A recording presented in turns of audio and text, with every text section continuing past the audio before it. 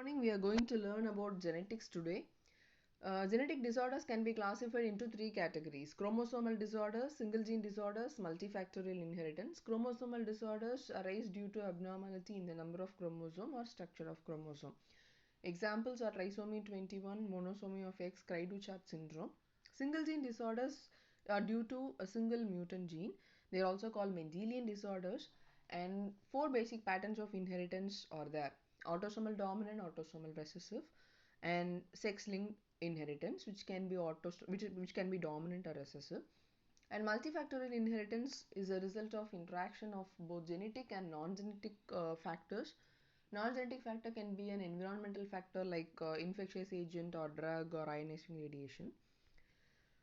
So before going to concentrate on Mendelian disorders, we have to know something about pedigree. So what is pedigree? It is depicting family data, and suppose a patient is coming to you with genetic disorder, and you are going to ask the history of patient, then you are asking about his siblings, his or her siblings, parents, then other relatives, their manifestations, and you are going to construct a family tree. So while constructing that, you should construct with certain standard symbols. Those standard symbols being constructed in a family tree fashion, that is called pedigree analysis. For that, you should know about the symbols of pedigree charting. So you can see on the left side, if you put a shaded square, that is unaffected male, and if you put a blank circle, that is unaffected female. If you cross the square, that means the male is dead, and if you cross a circle, the female is dead. So just leave the fifth symbol, come to the sixth symbol. So if you shade the circle completely, it is affected female. If you shade the square completely, it is affected male. If you put a dot inside, that is carrier.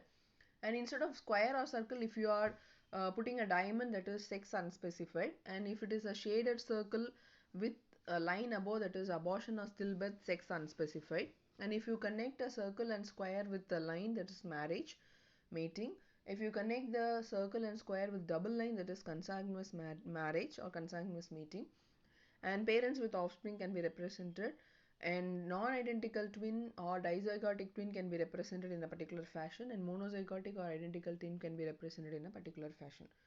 Now see on the left side, the fifth symbol from top, that is called propositus. You can see that there is a square with an arrow from the left side bottom. Propositus is a male person who is affected by genetic disorder and who is coming to the clinician. Proposita is a female person who is affected and coming to the clinician. Okay, so you can use a broad term called proband. Proband means they are the affected people who are having the clinical manifestation and they are coming to the clinic. Now coming on to Mendelian inheritance, that is single gene disorder. So it is caused by a single mutant gene, and there are four patterns of inheritance: autosomal dominant, autosomal recessive, sex-linked inheritance. So whenever sex-linked inheritance term is used, it is usually synonymous with X-linked inheritance. You know that there are two sex chromosomes, one is X, one is Y. This Y chromosome is not having any Mendelian gene except HY antigen gene. This HY antigen gene is a only trait that is transmitted from father to son. Okay, so because of this, whenever you are telling the term X-linked inheritance, it is synonymous with X-linked inheritance. It can be a X-linked dominant or it can be a X-linked recessive. Autosomal dominant inheritance. You know that there are 22 pairs of autosomes and one pair of sex chromosome in human being. So now let us consider the first pair of chromosomes. So in the first pair of chromosome, one chromosome is derived from father, one chromosome is derived from mother. So if the chromosome derived from father is having abnormal gene and if the chromosome derived from mother is normal, then the child is said to be heterozygote. Okay, and if the chromosome derived from father is also having an abnormal gene and if the chromosome derived from mother is also having an abnormal gene, the child is said to be homozygote. This autosomal inheritance is expressing in a heterozygote state itself. In homozygote, the manifestations are severe. Okay, so you can trace the autosomal dominant in trait through many generations, and common examples are porphyria variegata, achondroplasia, tuberous sclerosis, Treacher-Collins syndrome, neurofibromatosis, Marfan syndrome, and myotonic dystrophy. This is your pedigree analysis of autosomal dominant inheritance. Just concentrate on certain factors. So just see, whether there all the generations in all the generations there is an affected person or not. That is one thing. And then see if the affected person is having an affected parent or affected sibling or affected offspring, and see the male and female proportion. Okay, so you are just going to infer the pedigree from these 3 points alone. So what are my inferences in the pedigree for autosomal dominant? Autosomal dominant, the affected person is having an affected parent. Okay, so you can see that in second generation there is an affected male and affected female, and this affected male and female, they are having an affected parent. In the third generation, the affected people, they are having affected parents. So affected person has an affected parent.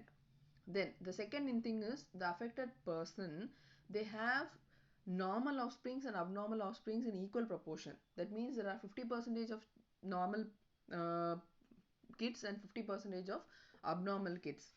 Okay, so you can see that in the first generation there is one affected male. In the second generation there is one affected male, one affected female, and one unaffected female. So that means the female, in the female 50% is unaffected and 50% is affected. Okay. Then both males and females are equally affected. In second generation you can see that there are chances of males and female getting affected is 50-50. The trait appears in every generation without skipping. Okay, normal children of affected person, they don't transmit the disease. So in the second generation you can see that there is an unaffected female. Okay, this unaffected female is not transmitting the disease to her kids. So again let me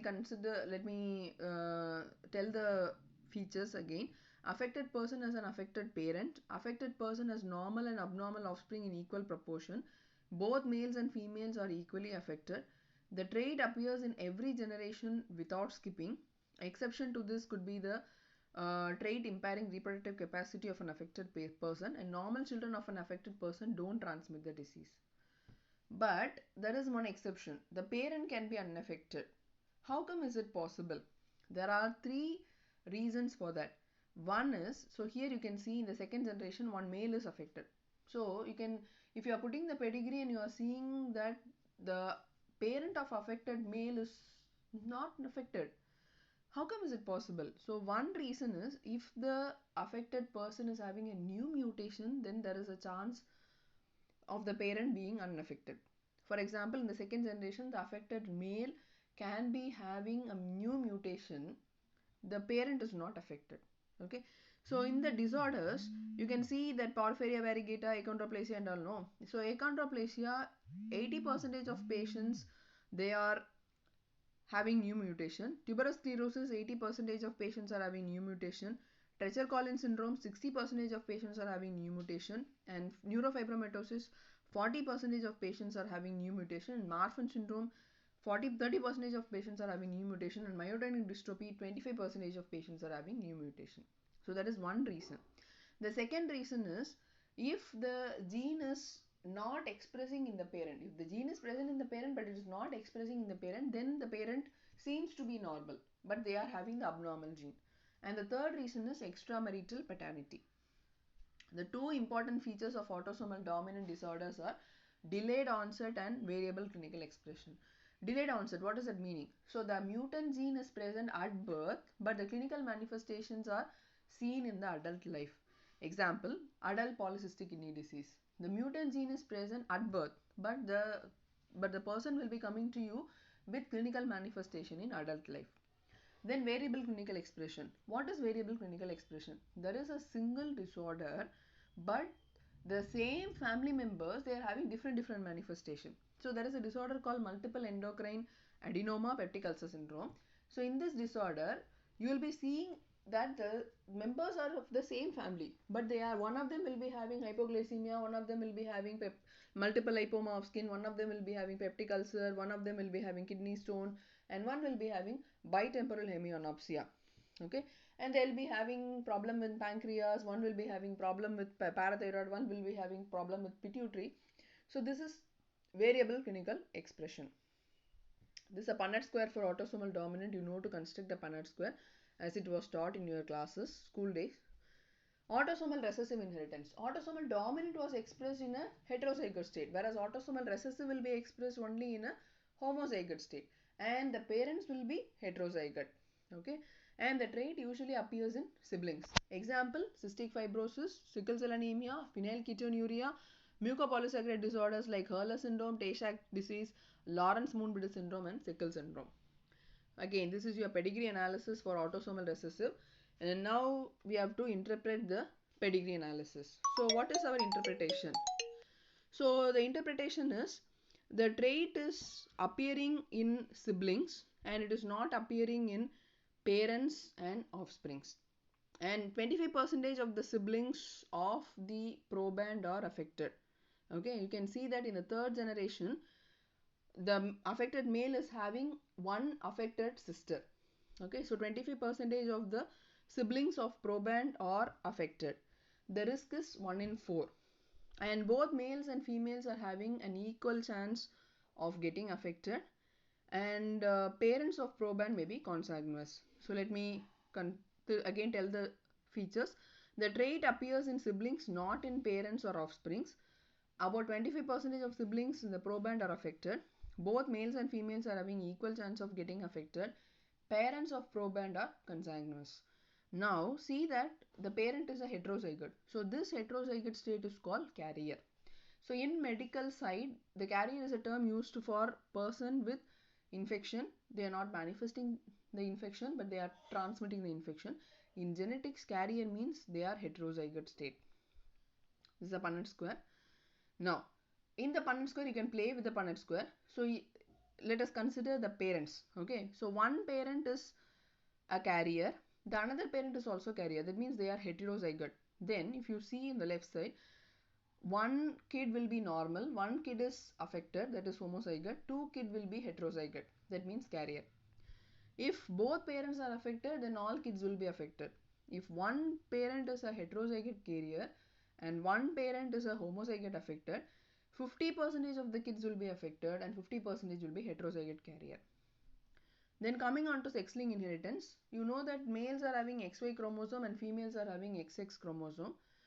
So the sex-linked inheritance, already it is discussed, that means it is a X-linked inheritance, because Y chromosome they don't show any Mendelian gene except for the HY antigen gene, which is transmitting from father to son, that is Harry Pinna. And X-linked dominant trait, it's more rare than the X-linked recessive trait. Sorry. Sex-linked inheritance, males are having XY chromosome and females are having XX chromosome. So if the disease is an X-linked recessive trait, okay, then the females will show the disease only if both the X chromosomes are having the problem. So females rarely they are affected, whereas the males are having XY chromosome. So the males are said to be hemizygous in respect to X-linked genes. So this is your X-linked recessive pedigree. So what can you infer from the pedigree? So the X-linked recessive, the trait affects the males. You can see that only males are affected, rarely females are affected, whereas the females are carrier. Okay, the disease is transmitted from an affected male through all his daughters. Okay, the daughter is a carrier, and the daughter will be transmitting the disease to half of her sons. That means the disease will be transmitted from an affected male to half of his grandsons, whereas his daughter is a carrier. And there is no male to male transmission occur. There is no transmission from father to son, because the father is contributing for a Y chromosome to his son, not an X chromosome. And in a kindred, so if you see, in the second generation there is one affected male, in the third generation there is one affected male, and in the fourth generation there is one affected male. So you can see that the third generation affected male is having a affected uncle. So in a kindred, the affected male are related to each other through carrier female. That means the third generation affected male is having a carrier mother and is related to his affected uncle through the carrier mother.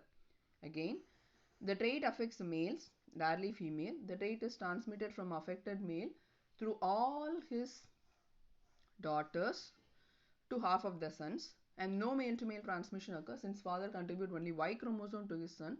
In a kindred, affected males are related to each other through carrier female. Example, hemophilia, Duchenne muscular dystrophy, color blindness, G6PD deficiency. This is X-linked dominant inheritance. So now if you see this one, you can very well infer that it is similar to autosomal dominant. Okay, but how can you differentiate it from autosomal dominant? So what are the things that is differentiating it from the autosomal dominant? One thing is trait is more frequent in females than in male. Okay, the next thing, affected male, they are transmitting the trait to all his daughters and not to his sons. So in the second generation there is one affected male, but he is transmitting the disease or the trait to his daughters alone, and he is not transmitting the trait to his son. That you should know. This is more important, which feature which is distinguishing itself from the autosomal dominant. Affected homozygote female transmit the trait to all children.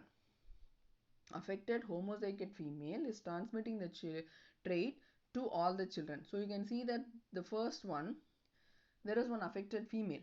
The female can be a homozygote or heterozygote. If the female is homozygote, then in the picture all the children will be affected. But here half of the children are affected and half are not affected. That implies the female is an heterozygote state. Okay, so this thing you have to know. If you are tracing the progeny of an affected female, you cannot distinguish this condition from an autosomal dominant. You have to trace the progeny of an affected male.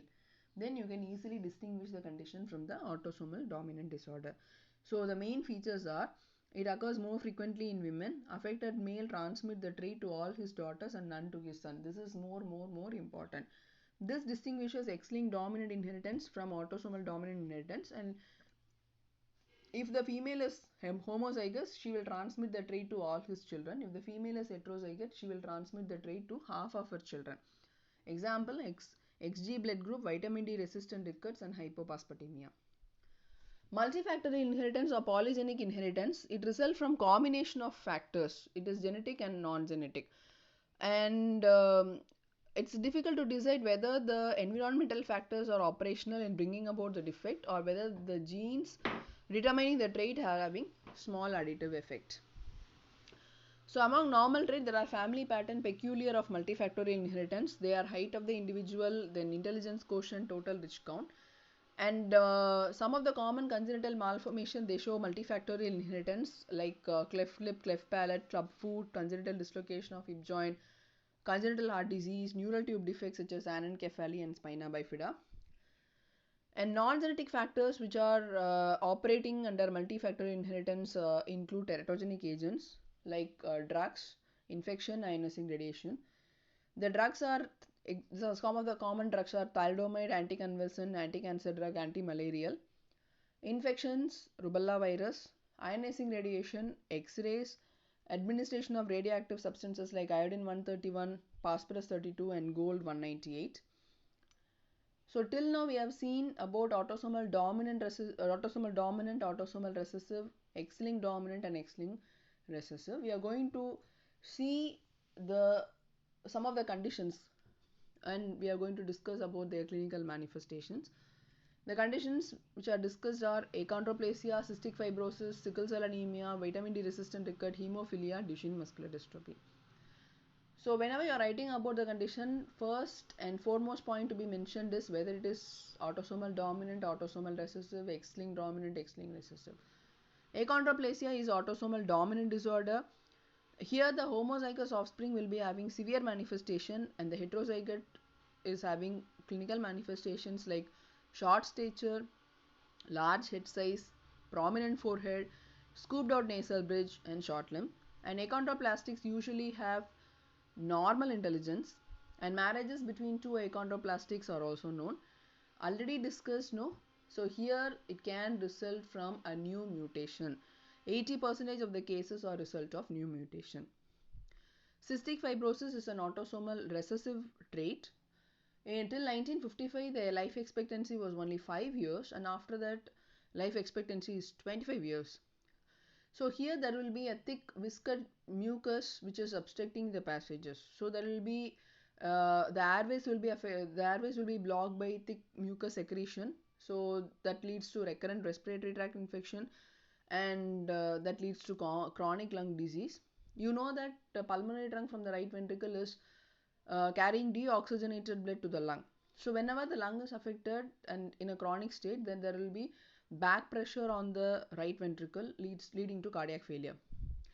And the pancreatic duct and pancreatic enzyme secretions are reduced. So that leads to malabsorption and increased fat content in the stool, and vas deferences are blocked, and that leads to infertility in males. Small bowel is blocked, that meconium ileus is caused. Cirrhotic liver and rectal prolapse, they are some of the manifestations. So there are gene for the cystic fibrosis transmembrane conductance regulator gene. The protein product is called CFTR. The protein is involved in chloride transport and mucin secretion through the cell membrane. The common mutation is deletion of 508 codon. Okay. So diagnosis, how to diagnose it? If you take the sweat of the patient, there will be elevated sodium chloride levels. And if you take the blood of the patient and if you measure the immunoreactive trypsin level, that will be elevated because of blockage of pancreatic duct. And gene mapping of CF locus can be done to long arm of 7th chromosome. Sickle cell anemia is an autosomal recessive trait. It's the most common hemoglobinopathy.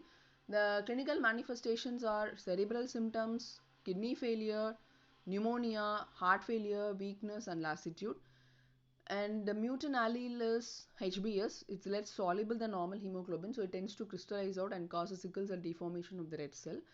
And the sickle cells, they are less stable when compared with normal cell. So there will be rapid destruction of the red cells that leads to anemia.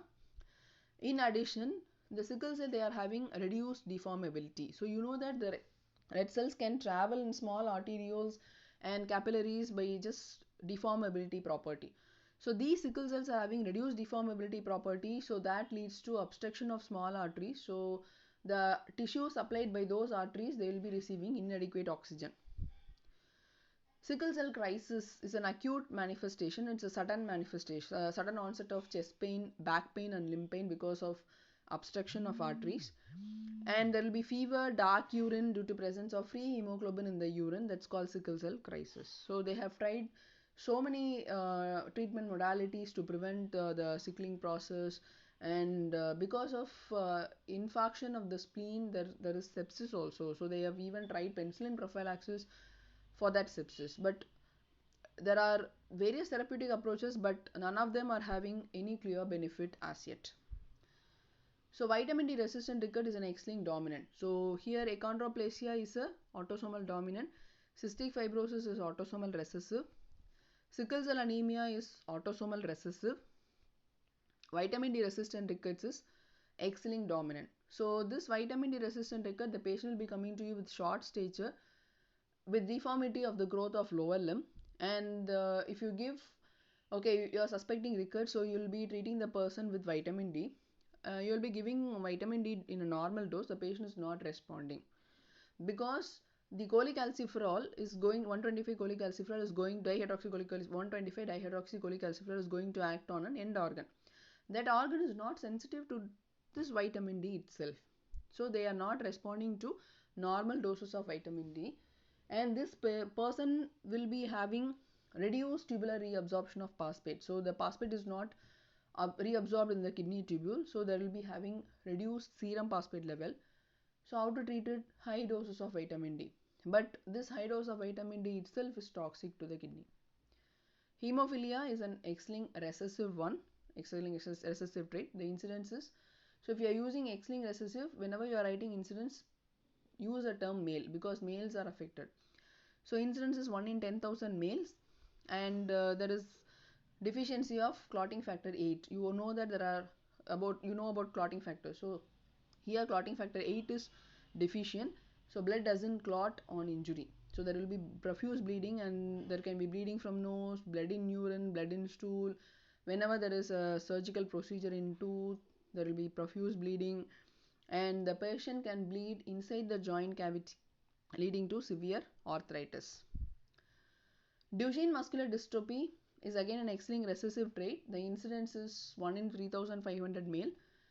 And the clinical feature, the male person will come to you, or the male kid will come to you at around 3 years and 5 years of age with muscle weakness, awkward gait. Okay.